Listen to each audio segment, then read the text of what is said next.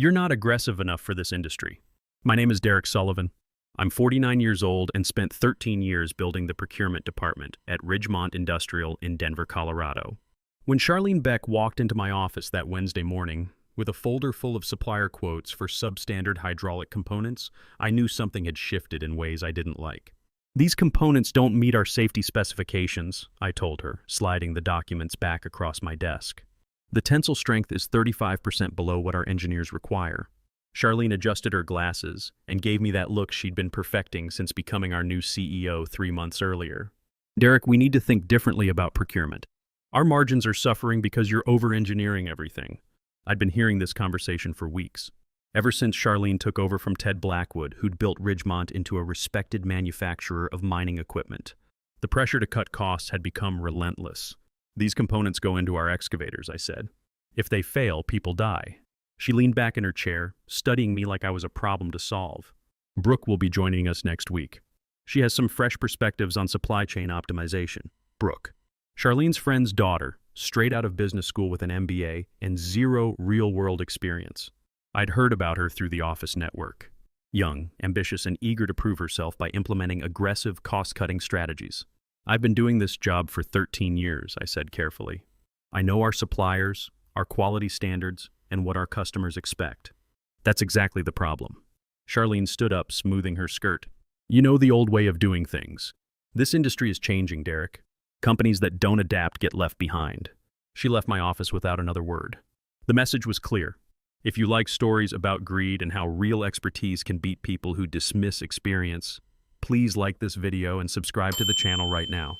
Every day there are completely new stories about justice and smart revenge. I sat there for a long time after she was gone, looking at the supplier quotes scattered across my desk. Every instinct I'd developed over 13 years told me we were headed for trouble. The materials Charlene wanted to approve were cheap, but they were cheap for a reason. That evening, I called my wife Karen from my truck in the parking lot. "Something's coming," I told her. "I can feel it." I'd started at Ridgemont right out of the military, where I'd learned that cutting corners on equipment specifications wasn't just bad business, it was deadly. Ted Blackwood hired me because he valued that mindset. "I want someone who understands that our reputation depends on building things that last," he told me during my interview. Over the years, I'd built relationships with suppliers who shared that philosophy. Companies like Titan Forge Industries and Apex Components, family-owned businesses that took pride in their work. We paid fair prices for quality materials, and in return, they gave us components that exceeded specifications. Our excavators were known throughout the Rocky Mountain region for their reliability. My son Tyler had just started his sophomore year at Colorado School of Mines, studying engineering. He'd grown up hearing me talk about safety standards and quality control. "Dad always says that corners you cut today will cut you tomorrow," he'd joke when his friends complained about his attention to detail. But Charlene Beck came from a different world. She'd worked for consulting firms and private equity companies, places where success was measured in quarterly earnings reports rather than decades of accident-free operations. When the board brought her in to modernize Ridgemont after Ted's retirement, I'd hoped she'd understand what made our company special. The warning signs had been subtle at first. Emails about procurement efficiency opportunities, requests for detailed cost breakdowns on every supplier contract, questions about whether we really needed to inspect every shipment when our suppliers had proven track records. Then Brooke showed up, 24 years old, eager and armed with spreadsheets that showed how much money we could save by switching to cheaper suppliers. She attended every procurement meeting, taking notes and asking pointed questions about our supplier relationships. "Derek," she said during one particularly tense meeting, "have you considered that your emotional attachment to these suppliers might be affecting your judgment?" Emotional attachment. That's what she called 13 years of building trust with companies that had never delivered a defective component. I started keeping copies of all my correspondence with Charlene and Brooke. Something told me I might need documentation of my objections to their proposed changes. Karen noticed I was staying late more often, double-checking orders and reviewing quality reports. "You're worried about something," she said one evening. "They're going to fire me," I told her. "They just haven't figured out how yet." The end came on a Friday morning in November. Charlene called me into her office with Brooke sitting beside her, both of them wearing expressions I'd seen before, the look of people who'd already made a decision. "Derek, we've decided to restructure the procurement department," Charlene began. "Brooke will be taking over your responsibilities effective immediately." I sat there for a moment, processing what I'd just heard. 13 years of service, and they were handing my job to someone who'd been with the company for exactly 4 weeks. "May I ask why?" I said. Brooke leaned forward, consulting her tablet. "Your procurement practices are 42% more expensive than industry benchmarks. We've identified significant cost-saving opportunities that you've been resistant to implementing. Those cost savings come from using materials that don't meet our safety specifications." Charlene waved her hand dismissively. "Derek, you're stuck in an outdated mindset. Modern manufacturing requires aggressive cost management. You're simply not aggressive enough for this industry." I thought about the crane that had collapsed in Seattle 2 years earlier because someone used substandard bolts to save $40 per unit. 3 workers died.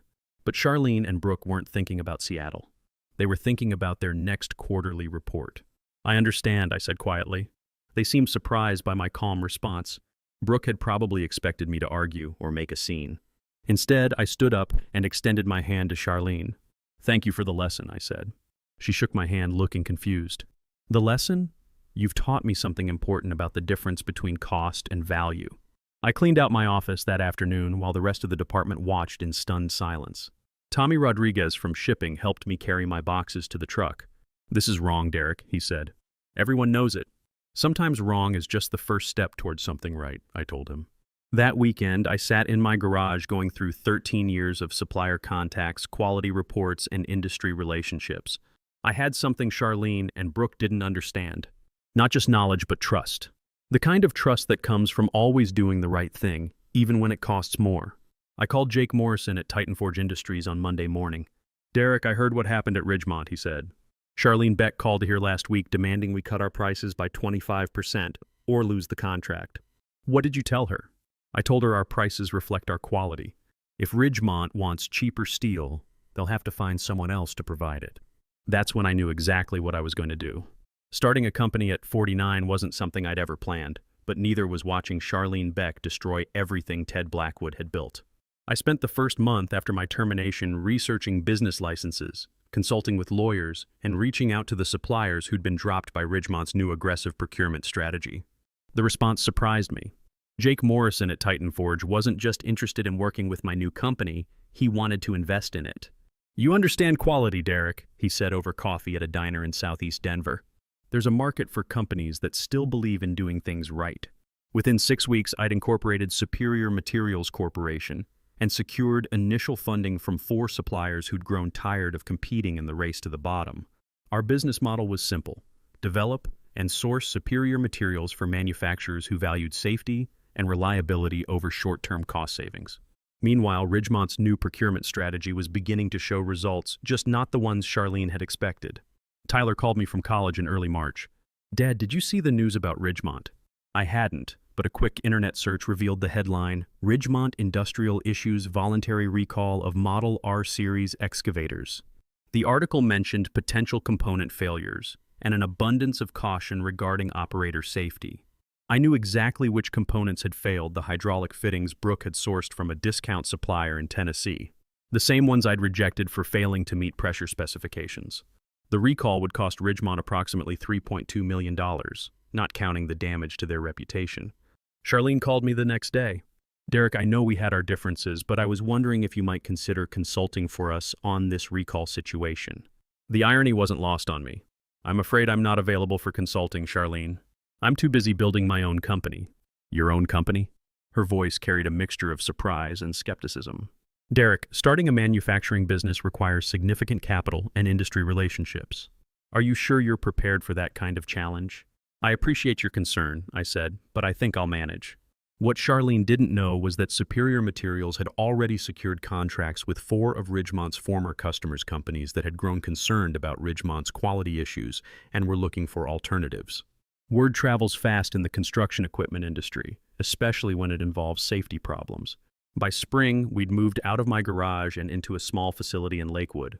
I hired Tommy Rodriguez from Ridgemont's shipping department as our first employee, followed by 2 quality control specialists who'd been laid off when Charlene eliminated Ridgemont's inspection team to cut costs. The real breakthrough came when we developed a new steel alloy that exceeded industry strength requirements while remaining cost competitive with standard materials. Our metallurgist, Dr. Angela Foster, a brilliant woman I'd met through Jake Morrison, had been working on the formula for years at her previous job. This alloy could revolutionize construction equipment manufacturing, she explained during her presentation to our board. It's 40% stronger than current industry standards, but the production cost is only 18% higher. Within months, we had equipment manufacturers calling us instead of the other way around. Companies like Cascade Construction and Northwest Heavy Industries were eager to differentiate their products with superior materials. Meanwhile, Ridgemont continued to struggle. Their second recall came in July: defective bearing assemblies that Brooke had sourced from an overseas supplier with questionable quality control. The third recall followed in September. I didn't take pleasure in Ridgemont's problems, but I couldn't help feeling vindicated. Every recall, every customer complaint, every safety investigation proved that the outdated mindset Charlene had criticized was actually the foundation of sustainable business practice. But that's when things really started to change. By October, Superior Materials had grown to 28 employees and occupied 3 buildings in our expanded facility. We'd developed relationships with manufacturers across the western United States, all of them drawn by our reputation for uncompromising quality. That's when I learned Ridgemont was in serious financial trouble. The call came from an unexpected source: Ted Blackwood himself, the founder Charlene had effectively pushed into retirement. He'd heard about Superior Materials through industry contacts and wanted to meet for lunch. "Derek, I owe you an apology," he said as we sat in the same restaurant where he'd offered me my first promotion 10 years earlier. "I should have fought harder when the board brought in Charlene. I knew she didn't understand our business. You were ready to retire, Ted. You deserve to enjoy it without fighting corporate politics." He shook his head. "I fought corporate politics for 30 years building that company. I should have fought a little longer to protect it." He paused, studying his coffee. "Charlene's been calling me. Ridgemont's in trouble. Real trouble." The details he shared were worse than I'd imagined. The recalls had triggered multiple lawsuits from customers whose equipment had failed. Insurance companies were refusing to renew Ridgemont's liability coverage. 3 major contracts had been canceled due to safety concerns. "But there's something else," Ted continued. "Something Charlene doesn't know yet. The financial audit I requested before selling my shares is about to become public. It shows that Brooke's procurement decisions have created liability exposure of approximately $73 million more than Ridgemont's annual revenue of $68 million. The board is planning to file for bankruptcy protection," he said quietly. "They're hoping to restructure their debts and start over with new management." I sat back, absorbing the magnitude of Ridgemont's collapse. "What about the employees?" "That's why I'm talking to you, Derek. There's going to be an asset sale. The facilities, the equipment, the customer contracts, everything will go to the highest bidder." He met my eyes across the table. Superior Materials could submit a bid. The idea had never occurred to me. When I'd started my company, I'd been focused on building something new, not acquiring something broken. But Ted was right. Ridgemont's assets could accelerate Superior Materials' growth by decades. "Do you really think we're ready for that kind of expansion?" "I think you understand Ridgemont's true value better than anyone," he said. "You know which customers to keep, which suppliers to trust, which employees are worth retaining. Most importantly, you understand what made Ridgemont successful before Charlene tried to fix what wasn't broken." That evening, I called an emergency board meeting with Jake Morrison and our other investors. When I explained the situation, their response was unanimous. Superior Materials should prepare a bid for Ridgemont's assets. "It's poetic justice," Jake said. "You get fired for refusing to compromise on quality, and now quality is going to save the company that fired you." Over the next few weeks, we worked with attorneys and financial advisors to structure our bid. The process revealed the full scope of Ridgemont's mismanagement. Charlene's aggressive cost-cutting had alienated their best suppliers. Their quality problems had driven away their most valuable customers. And Brooke's inexperience had created legal liabilities that would take years to resolve. But underneath all that damage was the company Ted Blackwood had built. Solid customer relationships, valuable contracts, and skilled employees who'd been forced to implement policies they knew were wrong. "We're not just buying assets," I told Karen one evening as we reviewed the bid documents. "We're rescuing a company from people who never understood what made it valuable." The bankruptcy auction was scheduled for December 10th at the federal courthouse in downtown Denver. Superior Materials had submitted our bid 3 days earlier, $58 million for Ridgemont's complete asset package, including facilities, equipment, customer contracts, and intellectual property. Our bid wasn't the highest. Meridian Capital, a private equity firm, had offered $64 million. But our bid included something theirs didn't: a commitment to retain Ridgemont's existing workforce and honor all customer warranties. "The court will consider more than just the dollar amount," our attorney explained. They want to see bids that preserve jobs and maintain business continuity. What the court didn't know, what no one except Ted and I knew, was that Superior Materials had already secured agreements with Ridgemont's 3 largest customers to continue their contracts under new management. We'd also arranged temporary employment agreements with 15 key Ridgemont employees, including Tommy and 2 of the quality control specialists I'd worked with for years. Charlene had no idea any of this was happening.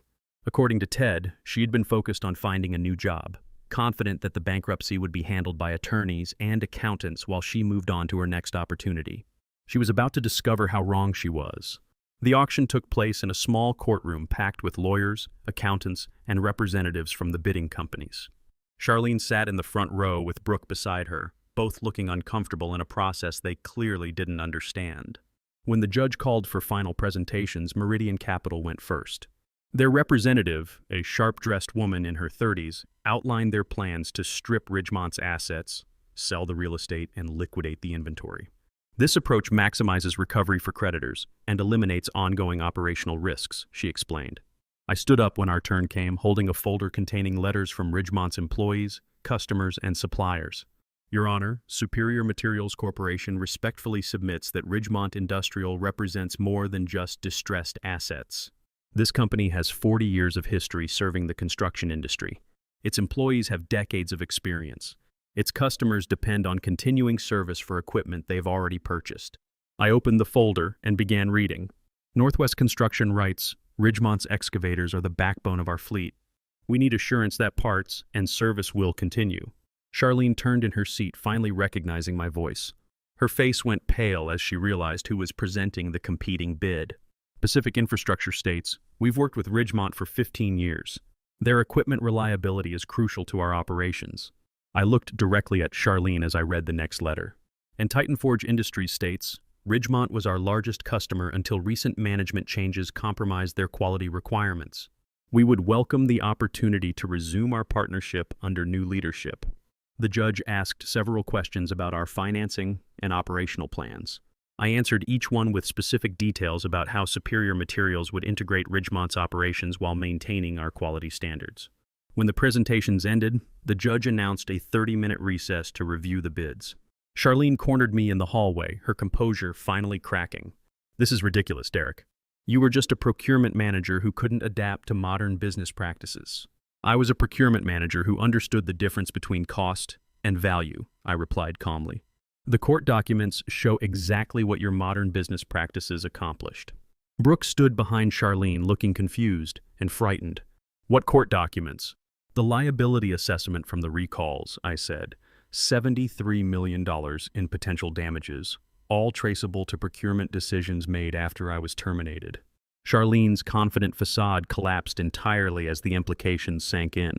The judge returned to the courtroom at exactly 3:00 p.m., his expression revealing nothing as he reviewed the final bid documents.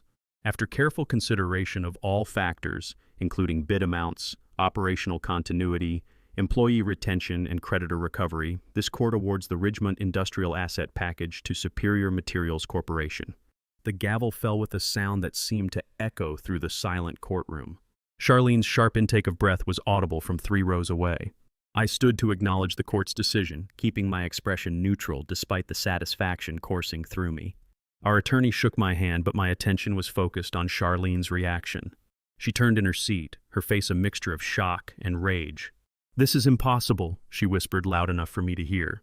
You can't just, how did you? Congratulations, Mr. Sullivan, the judge said. Superior Materials Corporation is now the owner of all Ridgemont Industrial assets. Transfer documents will be processed within 48 hours.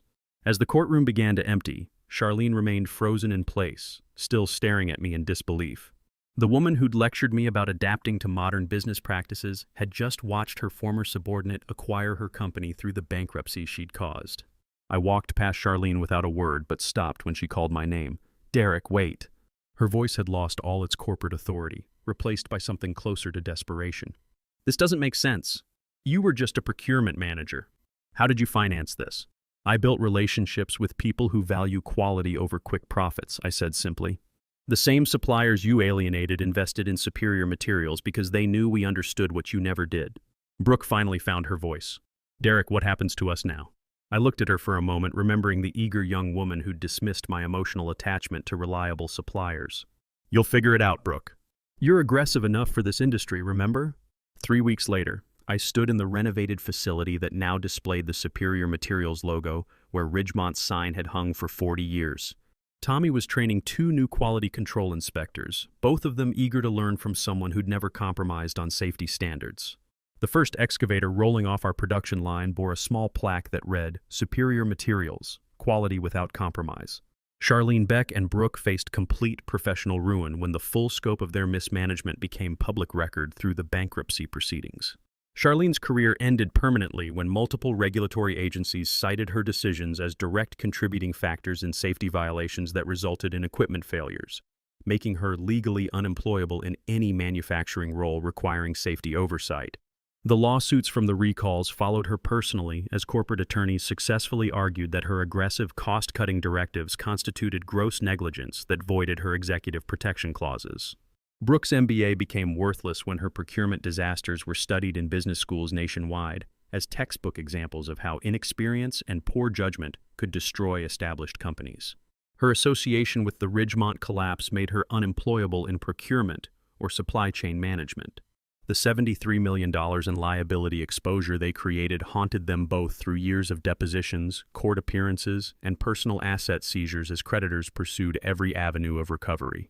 I smiled as I walked through the facility where men and women took pride in building equipment that would never fail the people who depended on it. Understanding that sometimes patience and principle matter more than aggression and ambition. If you enjoyed this story, please like the video and let me know what you think in the comments. And if you haven't subscribed to the channel yet, please subscribe and hit the notification bell to get alerts about new stories like this one. Thanks for watching, and I'll see you in the next video. They say just forget. Move on like it's easy. But forgetting you feels like remembering someone I've never seen.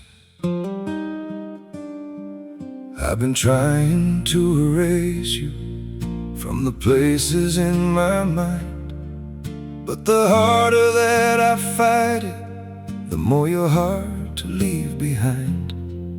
Every memory keeps slipping through the cracks I try to close, like a face I should remember, but somehow never know. Forgetting you feels impossible, like chasing something I can't hold, like trying to remember someone that I've never even known. I keep reaching through the silence for a past I can't undo, 'cause letting go of what we had feels like losing something true. Every moment turns to fragments, every thought just fades to blue, like I'm searching for a feeling that still only leads to you. Forgetting you feels impossible, like chasing something I can't hold, like trying to remember someone that I've never even known. I keep reaching through the silence for a past I can't undo, 'cause letting go of what we had feels like losing something true.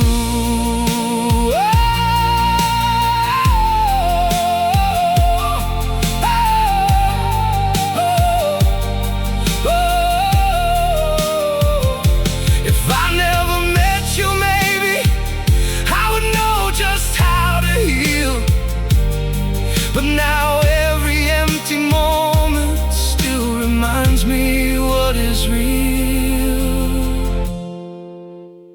Forgetting you feels impossible, like chasing something I can't hold, like trying to remember someone that I've never even known. I keep reaching through the silence for a past I can't undo, 'cause letting go of what we had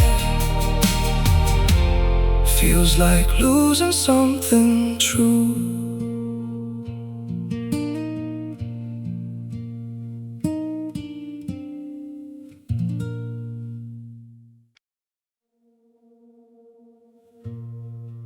Don't pity me. My heart doesn't need your mercy. I can still stand on my own.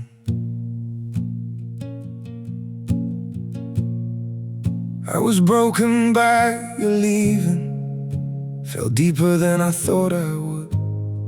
But pain has taught me how to heal now and survive what once I couldn't. You don't have to look back sadly, don't reach out with guilty hands. What you shattered made me stronger. Now I rise where I once collapsed. My heart doesn't need your pity, not another empty sign. I've got enough strength left within me to rebuild this life of mine. My feet are steady through the sorrow. I can stand through all the pain. You don't have to save me, darling. I'll learn to breathe again. I once begged for your affection. Now I've learned my worth in scars. And the man you left in pieces found his own way through the dark. My heart doesn't need your pity, not another empty sign. I've got enough strength left within me to rebuild this life of mine. My feet are steady through the sorrow. I can stand through all the pain. You don't have to save me, darling. I'll learn to breathe again.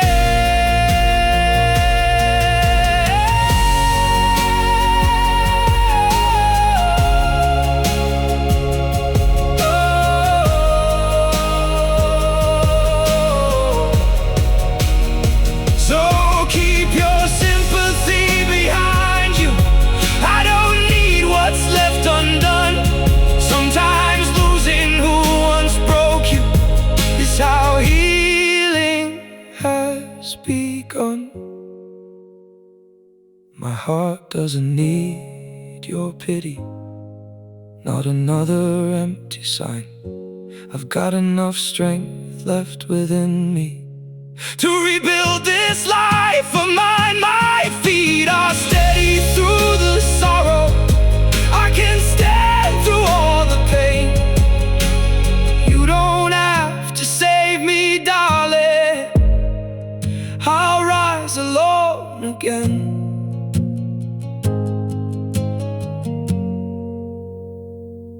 I'll rise alone again.